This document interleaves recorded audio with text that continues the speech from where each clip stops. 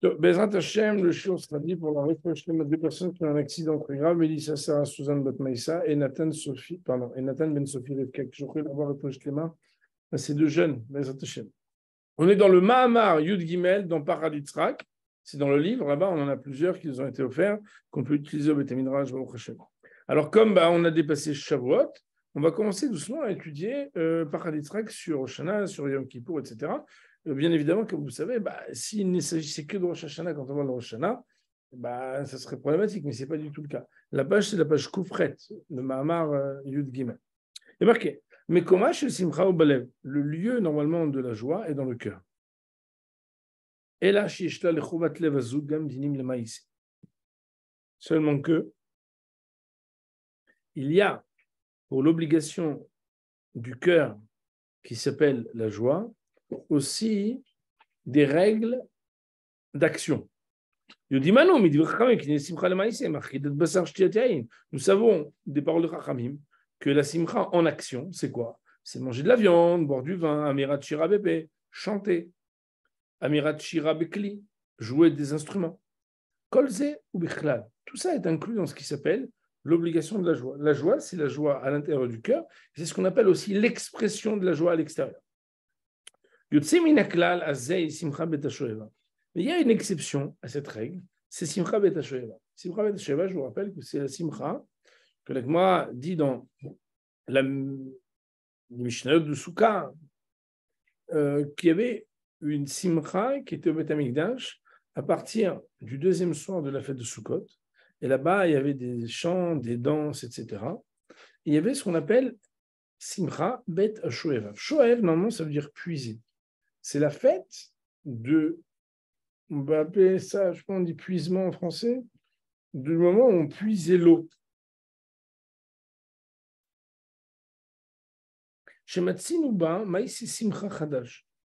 Au cours de laquelle nous trouvons que nos Chachamim ont parlé d'une action de joie différente et nouvelle chez les Zrikat Avukot Shel Ur, qu'on jetait des torches.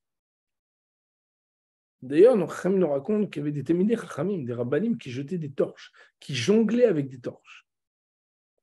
Mon Rav, je me rappelle à l'époque, il disait, mais qu'est-ce qu'on en a à faire de nous raconter que des Rabbanim, ils savaient jongler avec des torches? D'ailleurs, je ne parle pas de moi, parce que ce n'est même pas une question, mais je ne sais pas combien vous connaissez de grands Rabbanim qui savent jongler avec des torches. Même de bien. Qu'est-ce qu'on nous raconte comme histoire? Je veux dire, c'est des jongleries, quoi. C'est des clowneries. Et comme si on nous parle d'une simcha, et Chachamim nous disent d'ailleurs que tout celui qui n'a pas vu Simcha Bet HaShoeva, c'est comme s'il n'avait pas vu de joie de toute sa vie.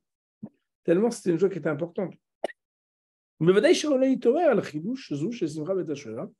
Et c'est donc certain qu'il nous faut nous éveiller et nous réfléchir sur ce qui est inédit de cette Simcha Bet HaShoeva qu'on a trouvé nulle part ailleurs. Comprenez? Si l'expression de cette joie, elle est rapportée dans un détail qui est extraordinaire, qui n'est pas habituel, il faut comprendre pourquoi. Il dit le Rav, pour pouvoir aborder cette question, on va proposer des choses comme on va le faire ci-dessous. Alors là, nous nous reviendrons à cette problématique, comme c'est l'habitude du Paraditzrak, que beaucoup plus tard. En attendant, bien sûr, comme vous vous rappelez, on va d'abord faire des détours et on va essayer de rentrer dans ce qu'on appelle Shorshei Advorim. Shorshei Advorim, ça veut dire approfondir le sujet.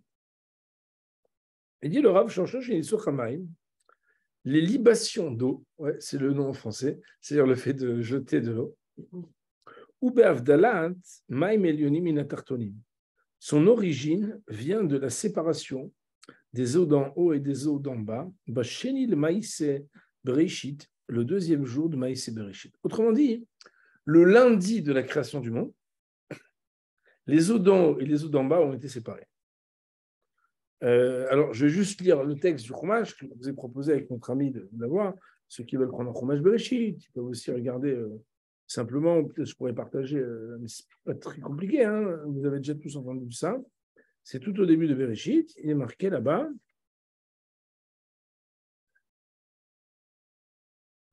Donc, on est au septième verset de la Genèse. Il est marqué là-bas. Donc, je peux vous partager le document si vous voulez. Hein. C'est pas compliqué. Hein.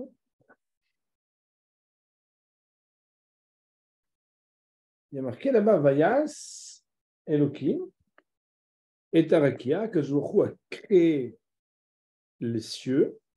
Vayavdel ben Amayim Hashem itachat l'arakia, et il a donc séparé entre les eaux qui sont en dessous du ciel, ben Amayim Shema l'arakia, Vayichen, et entre les eaux qui sont en dessous du ciel, et Vayichen, il en fut ainsi. Autrement dit, c'est ce qu'on appelle la séparation des eaux d'en haut et des eaux d'en bas. Ok, donc ça c'est un verset dans Bereshit. Alors là, c'est très intéressant puisque Chachamim vont nous dire que lors de la séparation des eaux d'en haut et des eaux d'en bas, eh bien le texte, regardez ce qu'il dit comme c'est profond et intéressant. Il dit que Beshat Avdalazou, au moment de cette séparation, Ayumaim Tartonim Bochim, les eaux d'en bas pleuraient. Anan Baïnan Miave Kadam Malka, nous aurions voulu être devant le roi. Autrement dit, il y en a qui sont au premier rang et puis il y en a qui sont séparés. Vous vous asseyez là-bas, s'il vous plaît. Et il y a une séparation de cieux entre les eaux d'en haut et les eaux d'en bas. Et les eaux d'en bas de pleurer et de dire, mais nous aussi, on veut être en haut. Et alors quoi?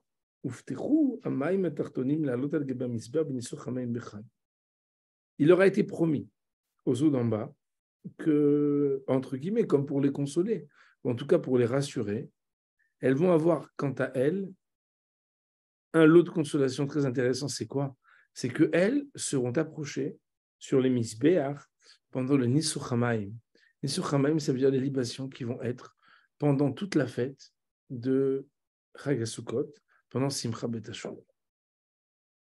Bien évidemment, mon révérend Botaï, pour l'instant, c'est beau, mais on ne sait pas ce que ça veut dire. Des eaux qui pleurent, vous dites, bon, comme c'est des eaux, c'est mouillé, ça pleure, c'est... Mamedabrim! Et pourquoi que les eaux d'en bas et pas les eaux d'en haut? Est-ce que jour il est moins en bas qu'en haut? Est-ce que les cieux entre eux, ils vont séparer la Kodesh Baruch Hu? Et toutes les questions qui peuvent pulluler. Mais pour l'instant, nous lisons les choses. Parce qu'avant de savoir lama, pourquoi, il faut savoir ma, quoi.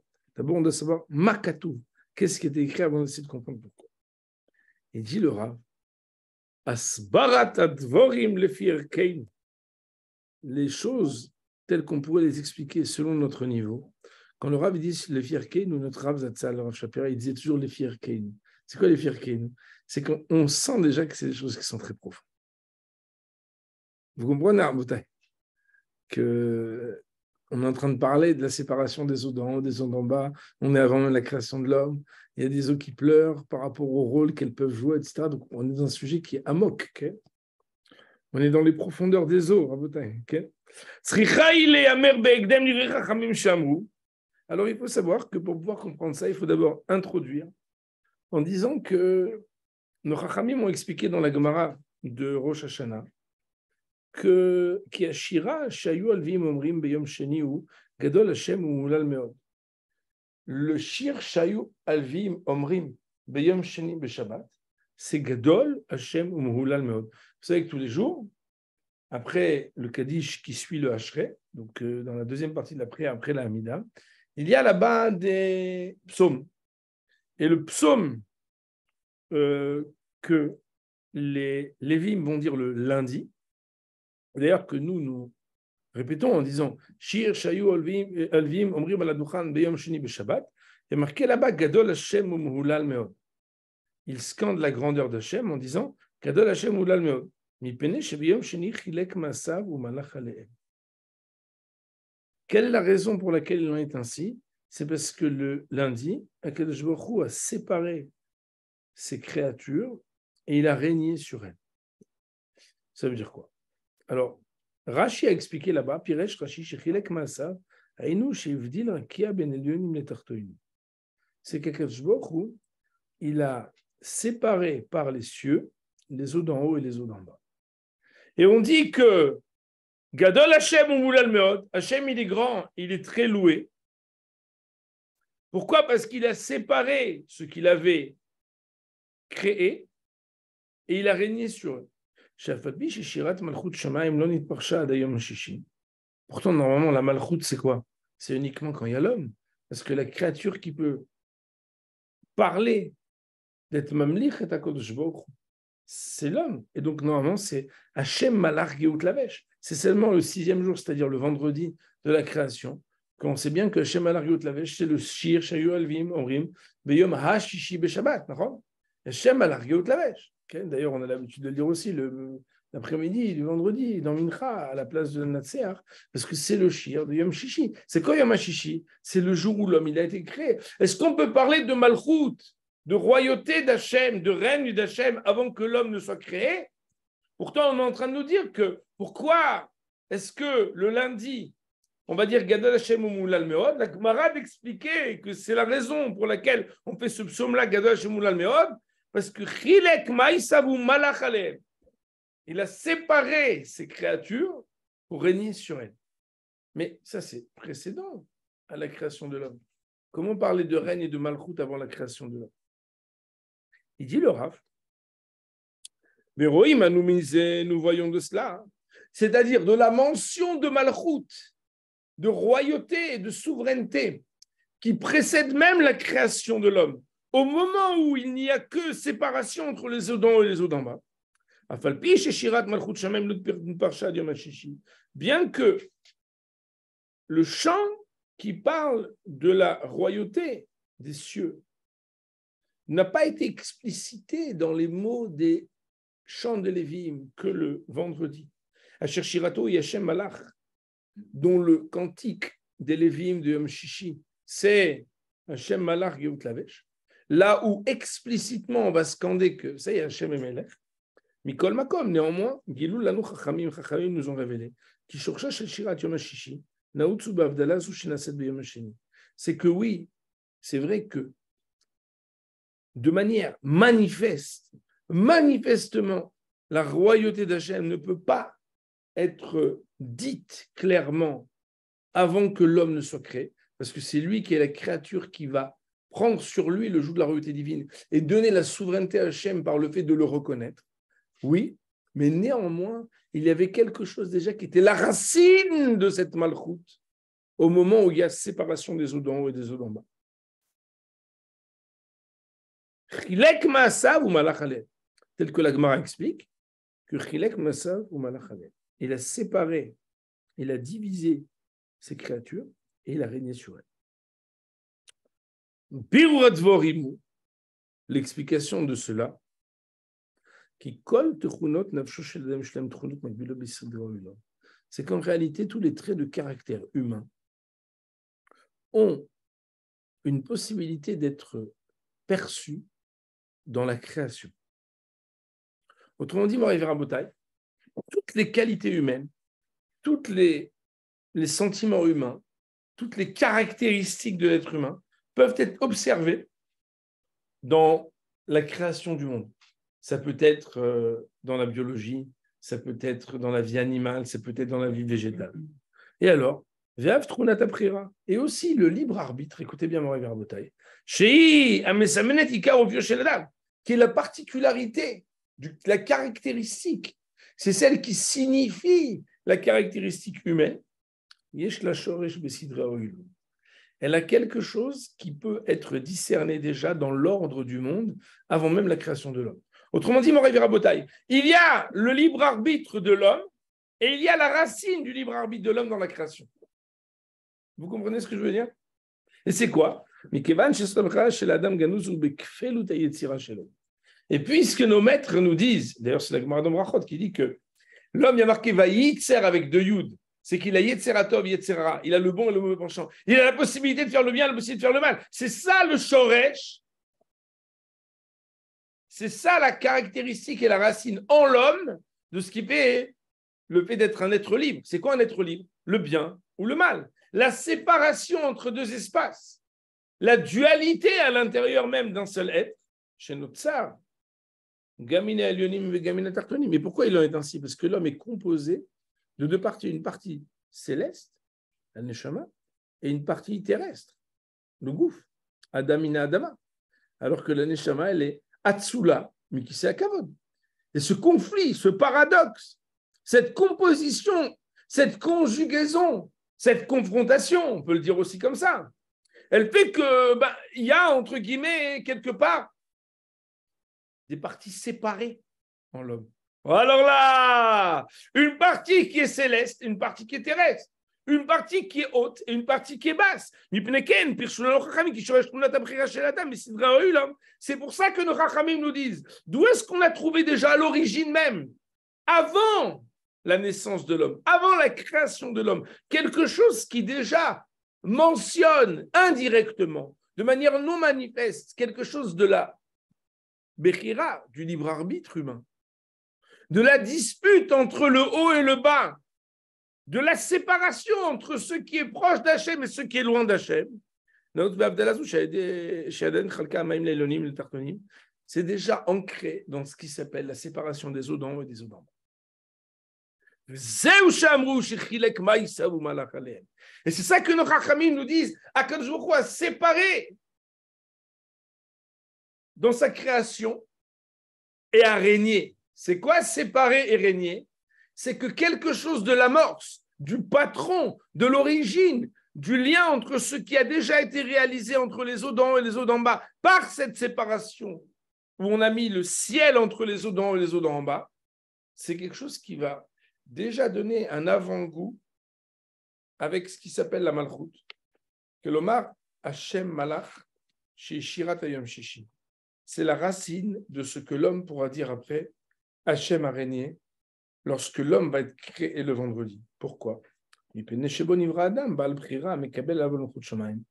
Parce que s'il est vrai que le vendredi, l'homme a été créé, et c'est la seule créature qui est capable de choisir, de dire oui ou non que Hashem est le roi, puisqu'on sait bien qu'un homme a le choix, malheureusement, ça veut dire quoi? Oui, heureusement en même temps, mais il est confronté au fait soit de reconnaître la souveraineté et de prendre sur lui le joug de la royauté divine, ou bien pas.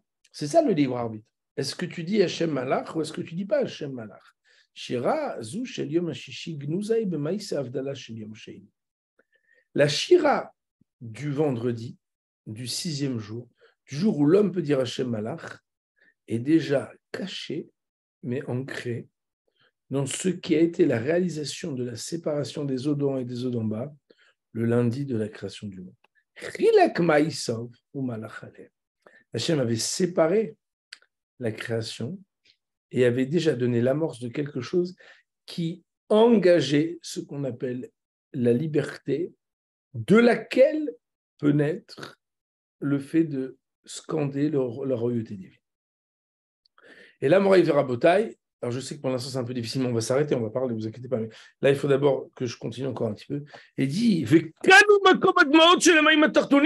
et c'est là le lieu des larmes des Maïm Atartonim. Pourquoi? Nous aurions voulu être devant le roi. Ça veut dire quoi? C'est vrai. Car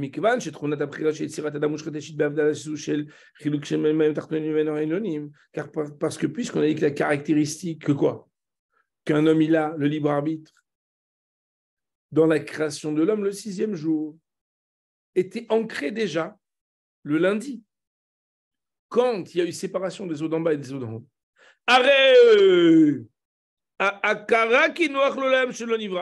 Le fait d'être capable de reconnaître que l'homme aurait préféré ne pas être créé, Gemara d'un Hérouvin, qui dit est-ce que Noach l'Adam chez Nivra ou Noach chez l'Onivra, est-ce qu'il aurait été mieux pour l'homme d'être créé, de ne pas être créé? Vous vous rappelez, on avait parlé de ça une fois.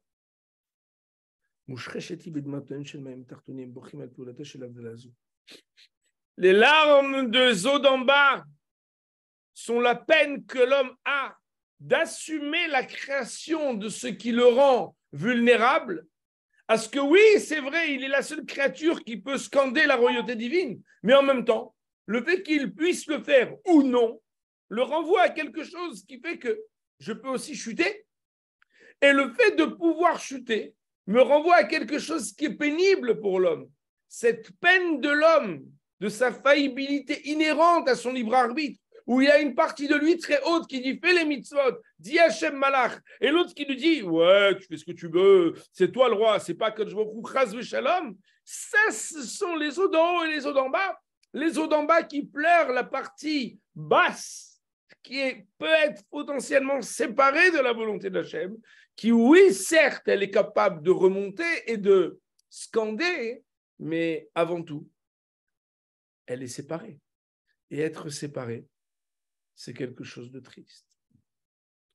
Je reprends cette phrase. Voilà que le fait de discerner et de reconnaître que l'homme, il aurait été préférable qu'il n'ait pas été créé, sous-entendu, dans ce qu'il est faillible,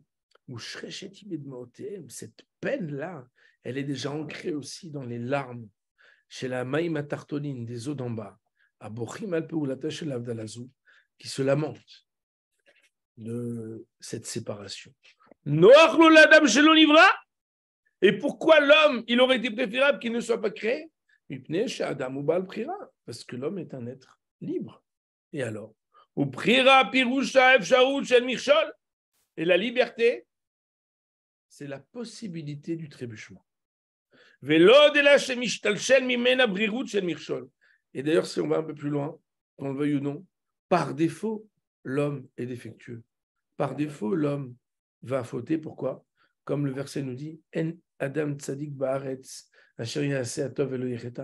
car il n'y a pas un homme juste sur la terre qui ne fasse que le bien et qui jamais ne puisse fauter. Il dit le Rav,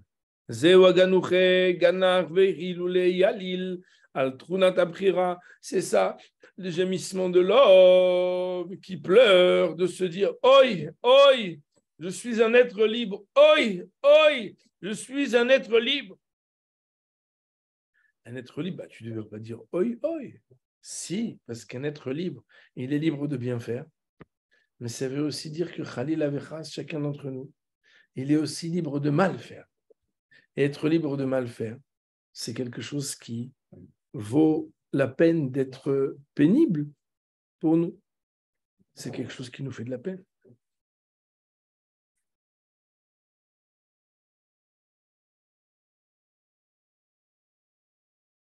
Le Rav, il nous dit...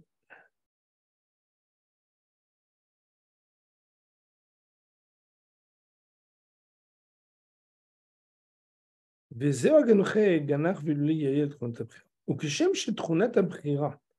est à peu près à la moitié de la page, la ligne commence par le mot Bchira.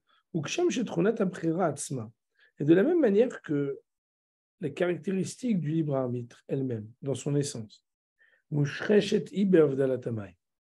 elle est enracinée déjà à l'origine dans la séparation des eaux. De la même manière, les gémissements et les pleurs qui accompagnent les libres arbitres, c'est-à-dire le fait qu'en l'homme, il y a une peine d'être un être faillible. C'est triste pour l'homme d'être un être faillible. Ces larmes qui accompagnent la vie de l'homme dans sa faillibilité inhérente à sa condition humaine d'être libre sont déjà aussi enracinées dans les larmes des eaux d'en bas qui disent nous, on aurait voulu être devant le roi. Il dit, le Rav, maintenant qu'on a dit ça, on va maintenant continuer un peu notre chemin.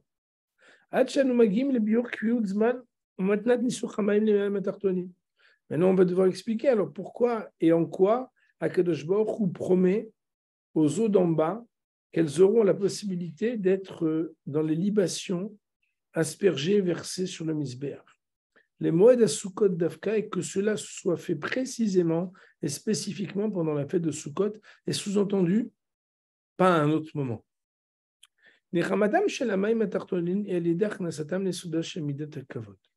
La consolation des eaux d'en bas, c'est le fait de les faire rentrer dans ce qu'on appelle la mida du kavod. Ça veut dire quoi? L'attribut de l'honneur. סודה של מידת הכבוד הוא כי הכבוד העולה אליה מן הרחוקים יוצר אולי התנסות עמוקה לאין ערוך מאשר הכבוד העולה מן הקרובים. Le secret de ce qu'on appelle l'honneur, c'est que l'honneur qui vient de loin crée une élévation beaucoup plus grande et beaucoup plus profonde qu'un kavod qui vient de près. Autrement dit, si quelqu'un qui est déjà prêt, on le fait se rapprocher, on l'honore. Mais lorsqu'on prend quelqu'un qui était très loin et on le fait se rapprocher très près, le fait qu'il était très éloigné et qu'on le fait se rapprocher, c'est quelque chose qui fait une élévation beaucoup plus profonde. Bon, vous comprenez, non? Ça veut dire quelqu'un que d'habitude, ce n'est pas tellement votre ami et vous l'invitez à quelque chose de très intime. Ils se sentent beaucoup plus honorés que celui qui est déjà dans vos intimes et que vous invitez à une réunion intime. Tout le monde le comprend, n'est-ce pas? Il dit le Rav Trunazu, mais cette caractéristique que celui qui vient de plus loin va recevoir d'autant plus d'honneur que si c'était la même chose pour quelqu'un qui venait de près, c'est quelque chose qui est caractéristique de l'honneur. L'omatsin ou dugmata bechar midot. On ne trouvera pas cela dans d'autres caractéristiques, dans d'autres traits de caractère ou dans d'autres anagotes, dans d'autres conduites. Ou mitorkar. Et Bémet, de ce fait, le fait de dire qu'ici la consolation est liée au kavod de ceux qui étaient éloignés et qu'on rapproche, et donc ce rapprochement est plus grand tant ils étaient plus loin, ceux qui étaient éloignés et qu'on a rapprochés, que ceux qui étaient près qu'on a rapprochés. De cela, nous ressentons etat ama, la correspondance et l'adéquation, c'est que la consolation des eaux d'en bas correspond à un temps qui est un temps de consolation des eaux d'en bas. Quel rapport? C'est que si les eaux d'en bas doivent être consolées par ce qui est le kavod, il fallait que cela soit à un moment qui montre le rapprochement des éloignés. C'est quoi? Il dit le Rav, Tochen nechamatam shel hamayim atartonim hi haoraa ki davka hamayim atartonim olim em al gamim mizbeach. C'est que le contenu, le sujet de la consolation des eaux d'en bas, c'est le fait de donner l'ordonnance que ces eaux elles soient précisément celles qui vont monter sur l'autel saint. Derech amovila minamayim ha'elyonim el hamizbeach enena bemetziut. Le chemin qui mène les eaux d'en haut sur le misbeach n'est pas réel. Davka b'nei shamim tartonim rechukim hem yoter. Davka b'nei kar yeshna b'hem adifut shel aliyah al gabe hamizbeach. Comme si les eaux d'en bas étaient quelque chose de plus choyé par Hachem, que c'est les eaux d'en bas qui vont être versées sur le misbeach et pas les eaux d'en haut. Adifut zu shel rechukim gabe krovim besola shemidat hakavod yomedet. Au lieu de prendre les eaux d'en haut qui vont tomber directement sur le misbeach, on aurait pu imaginer une pluie, des eaux du ciel qui tombent. On va dire non, il faut aller puiser les eaux d'en bas pour aller les verser sur le misbeach. C'est donner du kavod à celui qui était éloigné pour le rapprocher. Et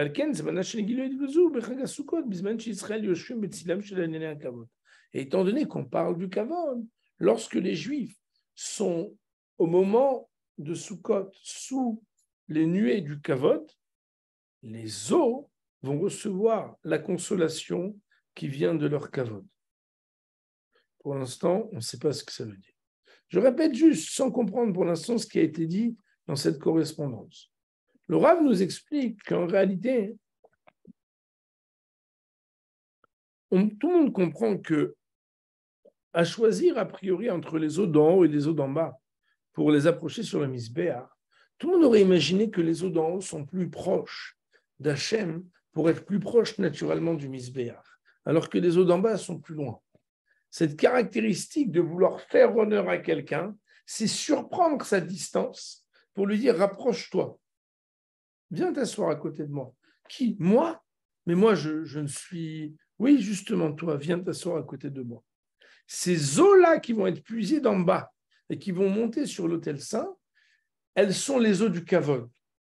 Elles sont les eaux du kavod, de la consolation par le fait de redonner la dignité à ces eaux, et elles sont là au moment où les Bnei Israël sont installés sous les Anéné Kavod, les nuées d'honneur, c'est leur surnom, qui sont l'origine, comme on sait, de la fête de Sukkot qui commémore le fait que les Bnei Israël dans le désert étaient installés sous l'Anéné Kavod.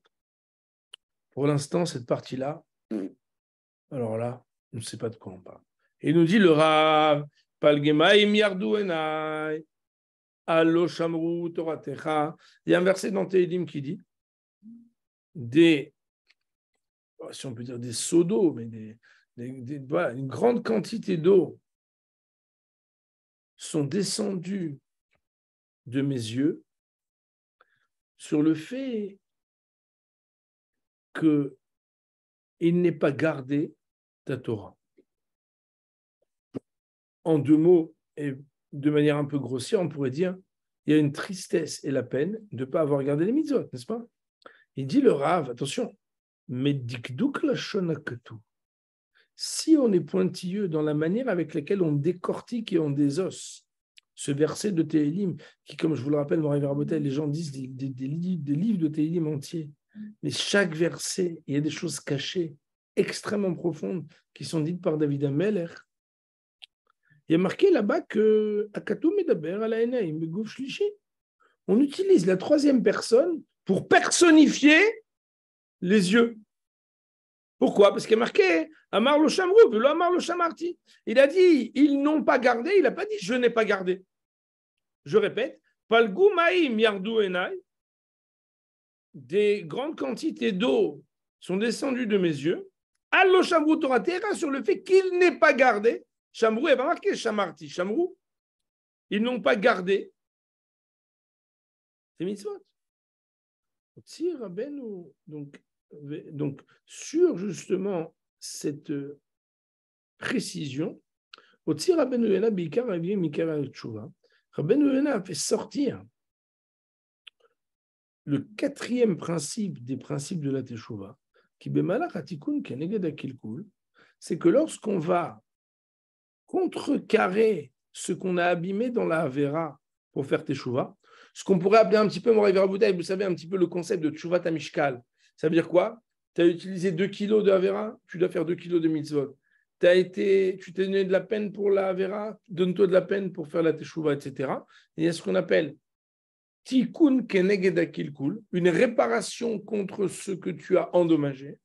Yeshlo lekol ever cheshbon miyuchad lasmo. Chacun des membres du corps a un compte envers Hachem. Quelqu'un n'a pas mis les tefilines, ses mains doivent faire teshuvah.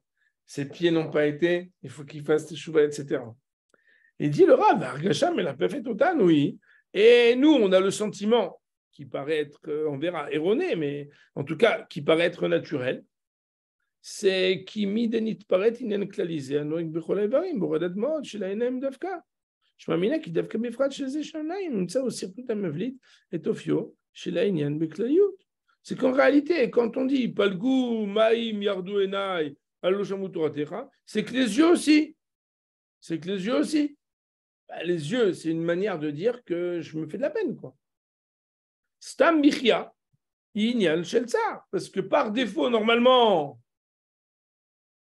les pleurs, c'est pour exprimer de la tristesse.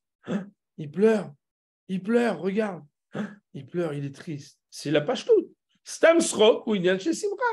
Alors que le rire, a priori, il rigole. A priori, il rigole. Ça veut dire qu'il exprime de la joie. Il dit le Rav, mais attention, ça c'est quand c'est stam. Mais des fois, il y a des pleurs de joie. Ou lo matzot chez misdamnot lanu birkia chez simra. Mais par contre, lorsque parfois il y a des pleurs de joie, on a déjà vu des gens qui ont des pleurs de joie. Mais attends, il est joyeux ou il pleure? Il pleure ou il est joyeux? Décide. Pas de confusion. Là, il n'est pas clair, le gars. Non, c'est que c'est une joie beaucoup plus profonde que la joie sans les larmes. Il y a la joie. Et il y a la joie. Il y a une joie qui est beaucoup plus profonde lorsqu'elle est accompagnée de larmes de joie. Tout le monde le comprend. Il dit le Rav, Simana mouvak chez Simcha mofia bepanim shel Miriam. Stam Simcha mofia bepanim shel Srok. Le signe indiscutable qui fait la différence entre une joie qui est exprimée par des larmes de joie et une joie qui est exprimée par un visage souriant sans larmes, c'est que des larmes de joie sont des larmes de soulagement. C'est qu'il y avait d'abord une peine et maintenant il y a une joie. Ashmoa tova magiel oznav shel adam. Lorsqu'il y a une bonne nouvelle qui est aux oreilles de l'homme, mais de shenet i omnam et tatsama, c'est vrai que tout le corps est envahi par ce soulagement. Et d'ailleurs, son visage s'éclaire. Tu vois, la personne, avant, elle était nerveuse, d'ailleurs, même physiologiquement, la personne avait toutes sortes de. Il somatisait la souffrance, l'angoisse. Oh là, je me sens mal, je ne suis pas bien. Et tout son corps est mal. Et c'est sûr qu'après, quand il y a une bonne nouvelle, personne ne se sent mieux.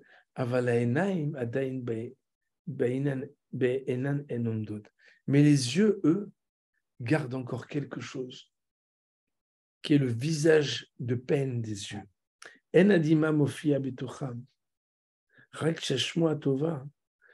Lorsqu'il y a cette nouvelle, pour l'instant, les yeux restent les mêmes. Mais c'est seulement lorsque alors je reprends. Quand on a juste une bonne nouvelle, tout le corps se sent bien. Mais les yeux ne pleurent pas. Quand on entend une bonne nouvelle qui succède à une mauvaise nouvelle, qui soulage la mauvaise nouvelle, qui libère de l'angoisse de ce qu'était une nouvelle qui était précédente, il a eu ses résultats. C'est bon. Baruch Hashem, il est plus malade.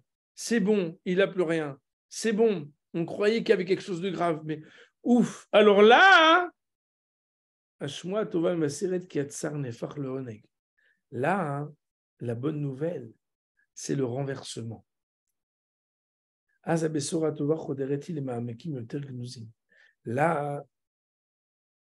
la bonne nouvelle, elle va beaucoup plus profondément. Là, les yeux pleurent de joie.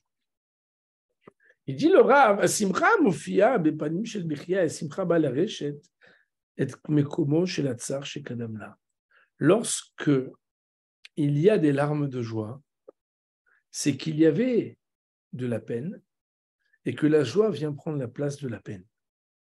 Dafka afichat ha'evel le simcha, c'est quand le deuil est retourné pour être maintenant joie. Ma'amika et simcha. Ça donne une autre dimension à la joie. Il y a une joie qui est juste la joie. Et il y a la joie qui est la fochet hayagon, le simcha. C'est transformer la deuil en joie. Il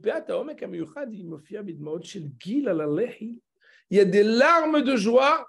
Vous savez que le make-up pour les cérémonies joyeuses, c'est du 24 heures, 48 heures, c'est anti-pleurs. Il y a marqué sur le truc, il supporte les larmes et tout, mais ça va. Il va marier son enfant, il a le truc, il y a des larmes sur la joue à Meir Mitor Simcha. Ça fait des années qu'on attend.